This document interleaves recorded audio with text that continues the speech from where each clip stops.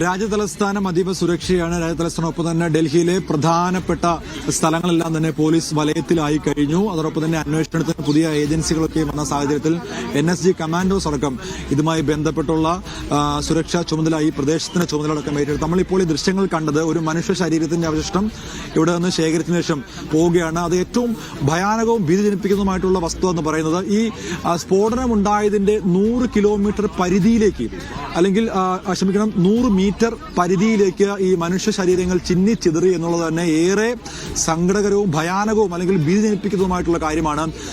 എന്തായാലും അത്ര വലിയ ഒരു സ്ഫോടനമാണ് ഇവിടെ ഉണ്ടായത്. അപ്പോൾ ഈ വാഹനത്തിൽ ഉപയോഗിച്ചിരുന്ന സ്ഫോടന വസ്തുക്കൾ വലിയ സ്ഫോടനാത്മകമായിട്ട് അല്ലെങ്കിൽ വലിയൊരു സ്ഫോടനത്തിന് തന്നെയാണ് ഇവർ പ്ലാൻ ചെയ്തത് എന്നുള്ളതിന്റെ ചില തെളിവുകളാണ് നമുക്ക് ഇവിടെ നിന്നും ലഭിച്ചിരിക്കുന്നത്. 100 മീറ്റർ പരിധിയിലേക്ക് പോലും ഈ മനുഷ്യ ശരീരത്തിന്റെ അവശിഷ്ടങ്ങൾ എത്തുക എന്ന് പറയുമ്പോൾ അതിലുള്ള ഒരു ഭീകരത അത് വളരെ വലുതാണ്. ഈ അന്വേഷണ ഉദ്യോഗസ്ഥർ ഈ സ്ഥലങ്ങളിലേക്കൊക്കെ എത്തി കൂടുതൽ തെളിവുകളും കൂടുതൽ പരിശോധനകളും നടത്തുകയാണ്. അവർക്ക് ലഭിച്ച ചില സാഹചര്യ തെളിവുകളുടെ അതോടൊപ്പം തന്നെ ഈ വാഹനങ്ങളിൽ നിന്ന് ചിന്നിച്ചെറിയ ചില അവശിഷ്ടങ്ങളുടെ അടിസ്ഥാനത്താണ് ഇപ്പോൾ നിലവിൽ പരിശോധന നടത്തിക്കൊണ്ട് അതൊക്കെ ശേഖരിക്കുകയാണ്. ഇന്നലെ രാത്രി ഏറെ വൈകിയായ അല്ലെങ്കിൽ രാത്രി ആയതുകൊണ്ട് തന്നെ അവർക്ക് കൂടുതൽ ചീളുകളോ അല്ലെങ്കിൽ അത്തരം അവശിഷ്ടങ്ങളോ ലഭിച്ചിരുന്നില്ല. ഇന്നിപ്പോൾ രാവിലെ പ്രഭാതമായതുകൊണ്ട് തന്നെ നല്ല വെളിച്ചം വന്നതുകൊണ്ട് തന്നെ ഇതുമായി ബന്ധപ്പെട്ടുള്ള കൂടുതൽ അന്വേഷണമാണ് ഇപ്പോൾ നിലവിൽ പുരോഗമിച്ചുകൊണ്ടിരിക്കുന്നത്. നിലവിൽ 8 പേരുടെ മരണമാണ് റിപ്പോർട്ട് ചെയ്തിരിക്കുന്നത്. മരണസംഖ്യ വീണ്ടും ഉയർന്നേക്കാമെന്നുള്ള ചില സൂചനകളും ഇപ്പോൾ നിലവിലുണ്ട്. അതിൽ കൂടുതൽ വ്യക്തത വരുത്തേണ്ടത് ഈ അന്വേഷണവുമായി ബന്ധപ്പെട്ടുള്ള കൂടുതൽ കാര്യങ്ങൾ വ്യക്തത വരുത്തേണ്ടത് അന്വേഷണ സംഘമാണ്. രാവിലെ തന്നെ NSGയുടെ ഒക്കെയും പ്രത്യേക അന്വേഷണ വിഭാഗം ഇവിടേക്ക് എത്തുകയും പരിശോധനയൊക്കെ നടത്തുകയും നമ്മൾ കണ്ടതാണ്.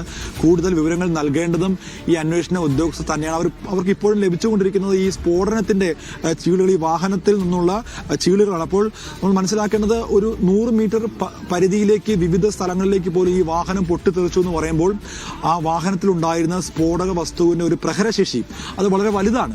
അപ്പോൾ അത്തരത്തിലുള്ള അന്വേഷണമാണ് ഇപ്പോൾ നിലവിൽ നടക്കുന്നത്. ഏതുതരം സ്ഫോടന വസ്തു ഉപയോഗിച്ചാണ് ഇത്ര വലിയൊരു സ്ഫോടനം ഉണ്ടാക്കിയത് എന്നുള്ളതാണ് പ്രധാനമായിട്ട് ഇപ്പോൾ അന്വേഷണ വിധേയമാക്കിക്കൊണ്ടിരിക്കുന്നത്. ഫോറൻസിക് വിദഗ്ധനൊപ്പം തന്നെ NSGയുടെ അതോടൊപ്പം തന്നെ സൈന്യത്തിനടക്കമുള്ള ചില ഉദ്യോഗസ്ഥർ രാവിലെ തന്നെ ഇവിടെ എത്തിയിരുന്നു. നമ്മളിപ്പോൾ ഈ ദൃശ്യങ്ങൾ കാണുന്നത് ഇവർക്ക് ഈ സ്ഫോടനവുമായിട്ട് ബന്ധപ്പെട്ടുള്ള ചില സാധനങ്ങൾ, ഈ ചിന്നിച്ചിതറിയ ചില സാധനങ്ങൾ ലഭിച്ചിട്ടുണ്ട് എന്നുള്ളത് തന്നെയാണ്. അപ്പോൾ അത് കേന്ദ്രീകരിച്ചുള്ള അന്വേഷണമാണ് ഇപ്പോൾ നിലവിൽ നടന്നുകൊണ്ടിരിക്കുന്നത്. ഒരാളിപ്പോൾ കസ്റ്റഡിയിലാണ് എന്ന് മനസ്സിലാക്കുന്നു. അയാളുടെ പേര് വിവരങ്ങളടക്കം ഇതുവരെ നമുക്ക് പുറത്തുവിടാനാകില്ല.